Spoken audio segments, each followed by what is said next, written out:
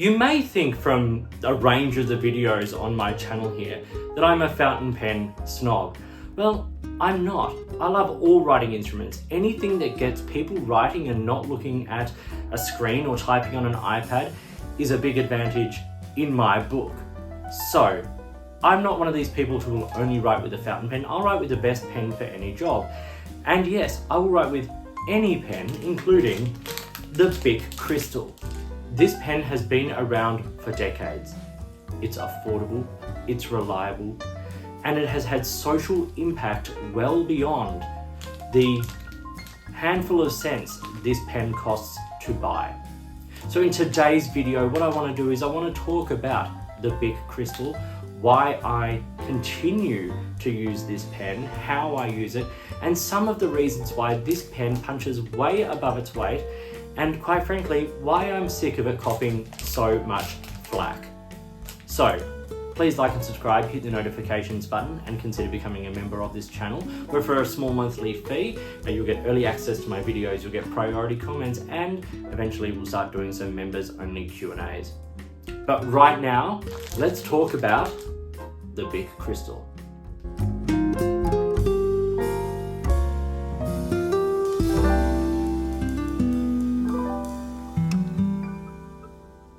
So this is the Bic Crystal ballpoint pen, probably one of the most recognizable pens on the planet. People love dismissing the Bic Crystal ballpoint pen as just a cheap disposable pen, but that completely underestimates it. It's not competing with fountain pens or luxury writing tools. It's doing something that's actually kind of more important than that. It's being dependable in the moments where, we need to rely on our pen. It writes first time, every time, on almost any surface, in almost any situation, with zero maintenance, zero refilling, zero drama. And it's that kind of reliability that is one of the big points here. So what I'm going to do is I'm going to discuss a little bit about the Bic Crystal pen, how I use it, and some pros and cons. So, the Bic Crystal is honestly one of the most important everyday objects ever made, and also one of the most highly sold items ever made. It was released by Bic in 1950, and it took the ballpoint ideas that had been developed by people like Laszlo Biro and turned them into something cheap, reliable, and available to, at that point, kind of almost anyone.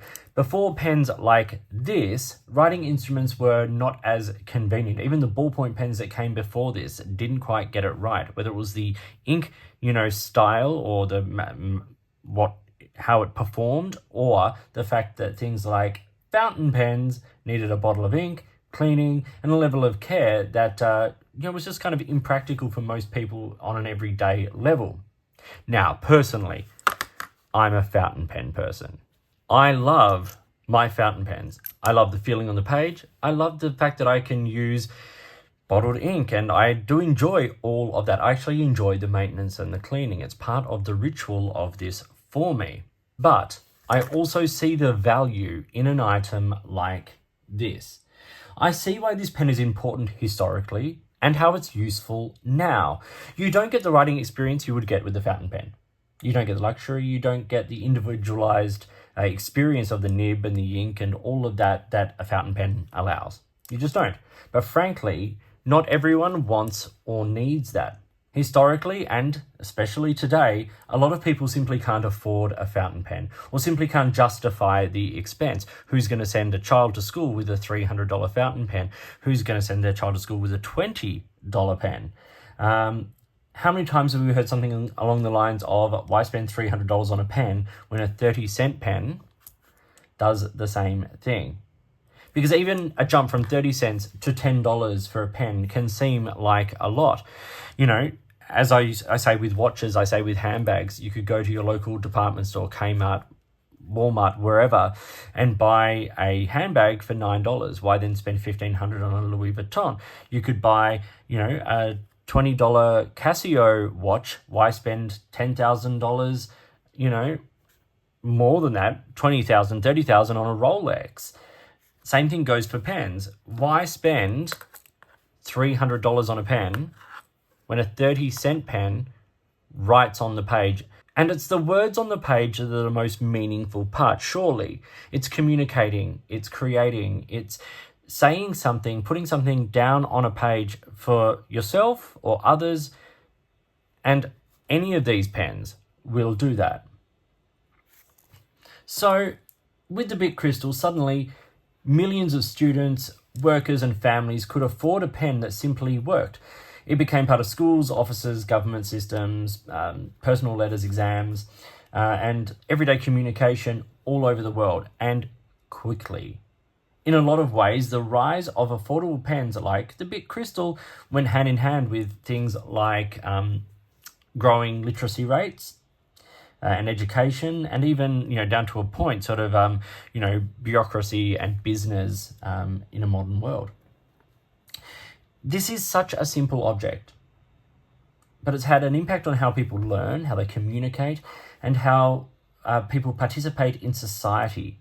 This was enormous. But looking at it, it's a simple plastic cap with a hole in it so that if it's swallowed, you can breathe. A clear plastic barrel that allows you to see the ink level, shows what color it is, simple plastic, and a ball system that has barely changed since the pen was invented. These are mass-produced, these are cheap, but very clever. Even down to the hole in the barrel to allow for, sort of airflow and all those kinds of things so that the ink will flow freely. The oil-based ink. There's a lot that went into this pen, and I think a lot of us, particularly in the fountain pen world, dismiss this and other ballpoint pens. And the same goes for all ballpoint pens, but I think the Bic Crystal obviously is sort of the butt of a lot of jokes. So, what situations is the Bic Crystal a great option? So it's things like, for me, in my everyday life, I carry one in my bag. One lives in my bag, in a little pouch I carry, because if I don't have another pen on hand, I know this is going to be there and I know it's going to write. And if I lose it, if I break it, it's pretty affordable.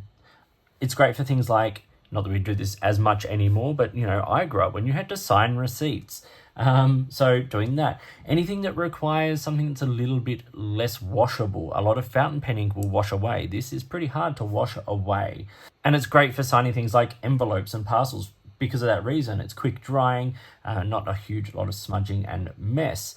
Things like everyday admin tasks, you're not writing on great fountain pen friendly paper if you're getting a form from the post office that you have to fill out, or if you get a medical form or something like that. These are a much better option than any ballpoint pen, but as I said, I'm sort of focusing on the Bic Crystal today. But also, what's great about these is that if someone needs to borrow a pen, are you going to hand them your $300 fountain pen?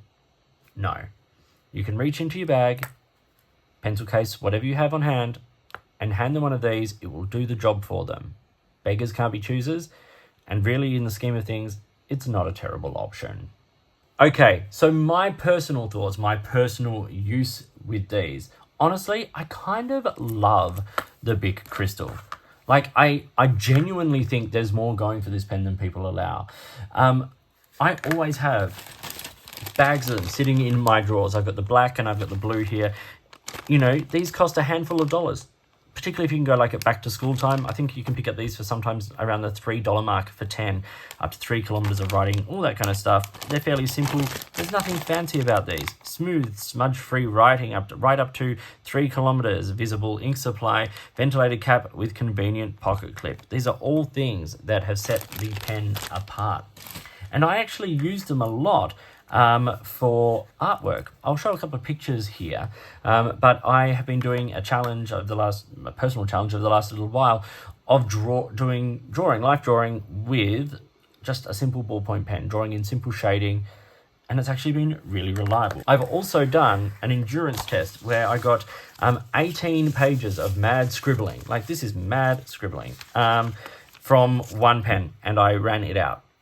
And so, there's endurance here.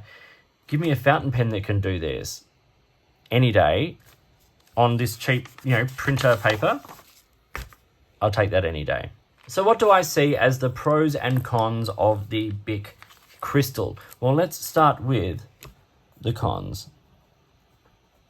Firstly, it can feel cheap. You know you're not buying a luxury fountain pen for 30 cents or 10 for $3. It's a lightweight plastic. It's the way it's going to be. There is what I'm calling limited comfort.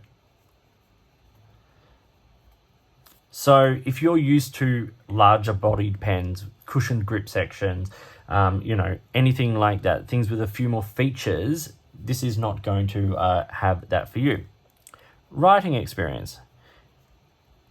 Do you really expect the same writing experience from a Bic Crystal ballpoint pen as you do from your Mont Blanc 149? If that is the case, you need some help. You will not get that same writing experience. Even in comparison to some rollerballs and gel pens, this is going to feel tacky. It's going to feel not scratchy, but not as smooth or free-flowing, perhaps. But there are pros and cons to that. Those cons with that, they assist in a lot of ways with the pros. There is blob and smear. Now, not a whole lot, but you can see it's smear there. It's an oil-based ink. And yes, it can blob around a little bit. I'll just show you that sheet again of the endurance test. You can see, even up here, you get little blobs and bits where it's just a little bit less consistent. That's just the nature of a ballpoint pen, and that's going to be the case here.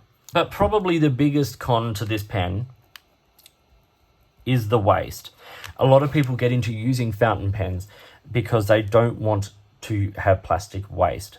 Anytime you run one of these out, there is going to be plastic waste. And that's a big part of our industry. So what I would suggest you do is look for places that accept pens for recycling. So I know here in Australia at Officeworks, they often have bins where you can drop in your empty pens for recycling. Please do that. If you use these sorts of pens, please dispose of them responsibly. But we do use fountain pens for refillable sake. There's a lot of ballpoints and things that have refillable elements. Just keep all that in mind. But there are pros here as well. One thing I'm going to mention that I haven't listed in this is the fact that there are multiple colors you can get, multiple different versions, all that kind of stuff. That goes without saying. But these are more baseline things. So firstly, it's affordable. It's accessible. As I said, 10 pence for about $3 if you get them on sale, normally around the 5 or 6. Relatively affordable. So, and there are cheaper options in other brands. But it's an affordable pen, which is great. It's reliable. It writes first time almost every time. There might be a little bit of a scratchy hard start, but it's going to be there for you. It's lightweight, so it doesn't take up a whole lot of real estate in your pencil case. It's not heavy in the hand. Long writing sessions, perfectly fine with this pen if you can, adapt to the feel of the oil-based ink on the page.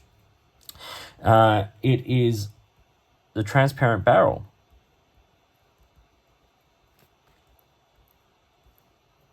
It lets you see how much ink you've got left. You're never going to be surprised by a lack of ink. It's one of the things that makes these pens great for exams and things like that, where those long writing sessions, you get a lot out of it.